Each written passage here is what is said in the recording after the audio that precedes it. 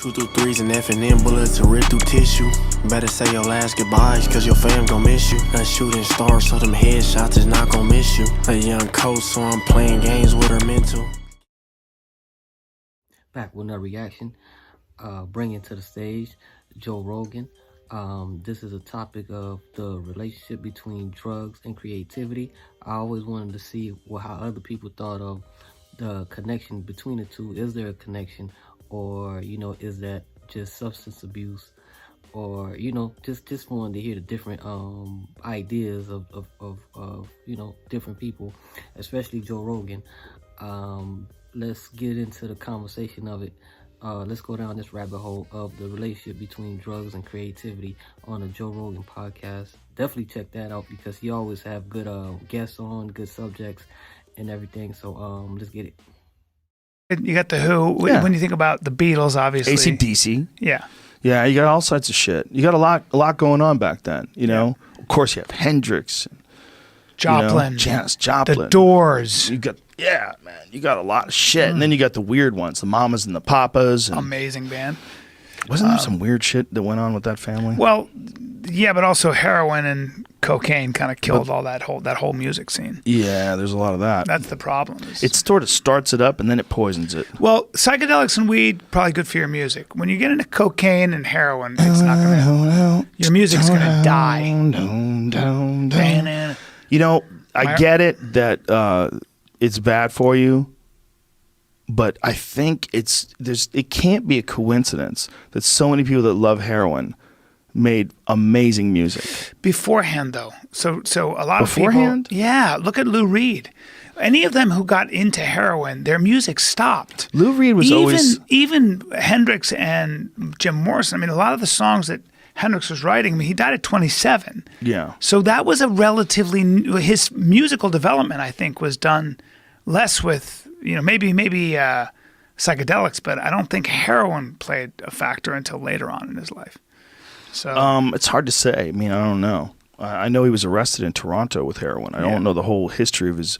By that time, he was already so famous. He had already written those songs that got him there, Maybe. Yeah. I mean, I don't know when he started using heroin or why, Yeah. I don't think heroin makes you more artistic or more successful at all. But I think what happens is you have very talented people that have a substance abuse problem.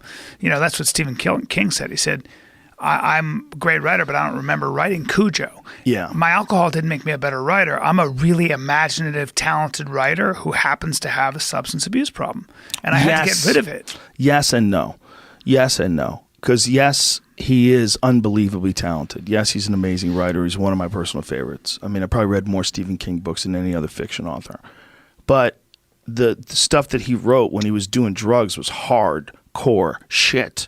He wrote The Shining and Cujo and the Tommy Knockers. Shining is one of the best. He wrote all sorts of wicked books, man, where there's just evil intentions and ruthless actions and shocking scenes.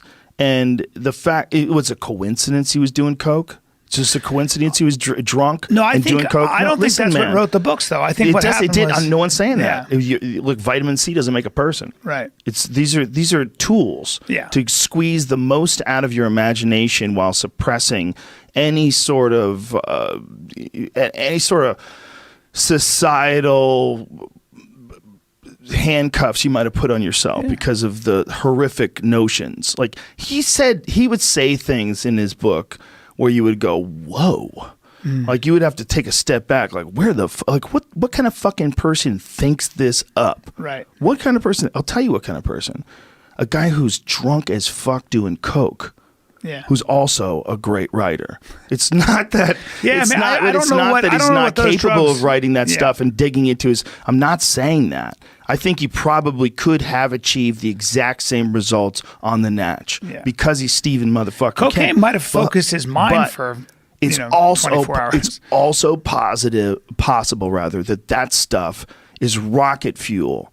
It's rocket fuel for your physical energy, your anger, your moods, your inhibitions dissolve, and it might open up the pathway to that forbidden door of demon rape that you didn't want to get to. You didn't want to get to. And that becomes like the best scene in a Stephen King book, man.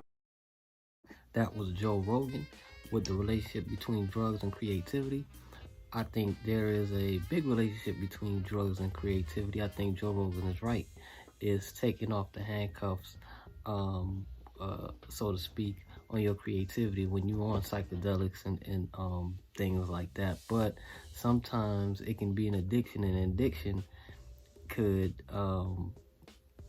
either hinder you or enhance the creativity process. I'm thinking it's just dependent on the person.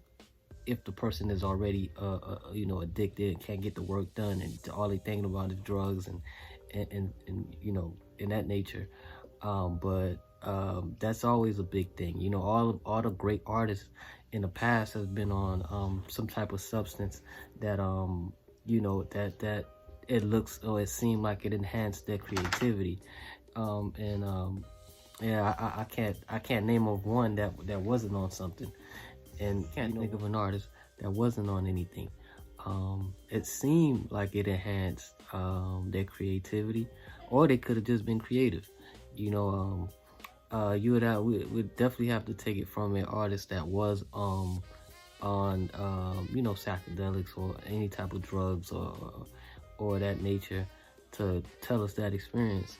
I know if I'm smoking, I do get a little creative, start painting, start writing, and stuff like that. I don't know if that's the catalyst to it, or if that's just open up a gateway to all my creativity. But that definitely is a good conversation to have. And if you guys have any comments, you can put it in the comment box. Donate. I'm trying something new with the Joe Rogans and all the interviews of just different material to see what you guys are interested in on these reactions that I do.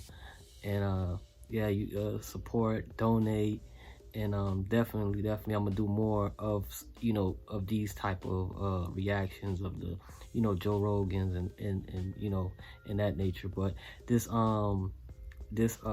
conversation was very interesting when I saw it, because of all the music that I'm reacting to, and I can tell most of the artists had experienced taking drugs, or you can hear it through the music kind of, or you can just kind of guess that's where the creativity came from. Just like Jimi Hendrix, Janis Joplin. You have all these great artists that were on substance, and that was their connection to their creativity. So we think, and that's opinionated based.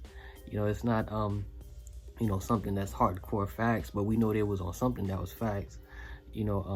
But that was just something that I wanted to get into, is just get into other people's opinion about drugs and creativity, because it's a very deep conversation. It's even deeper than what I'm talking about right now. A lot of you guys know more than I do, and can articulate it well. You guys can put it in the comment box. What do you think, or what do you guys think, if this is the catalyst to a lot of these artists' creativity? Just like they were talking about Stephen King. Stephen King had to be on something. I read his books and I've seen his movies, and that just don't come from like, okay, yeah, you can get the main idea of the story and then start writing the story off of the main idea, but the details in his books, yeah, you definitely got to be on something, to inspire all that creativity and all that great detail, fine detail. The Shining, the one of the movies called The Langoliers, a lot of Cujo, a lot of these things, you had to be up late night doing something and writing. Very, very, very, very detailed and graphic movies, and just all around great creative writer. He is, and I always wondered, was he on something? And here they're talking about he was on some type of substance while he was writing. And but yeah, it's just a great conversation. You guys donate, like, comment, subscribe, share. 2 through 3s and F&M bullets to rip through tissue.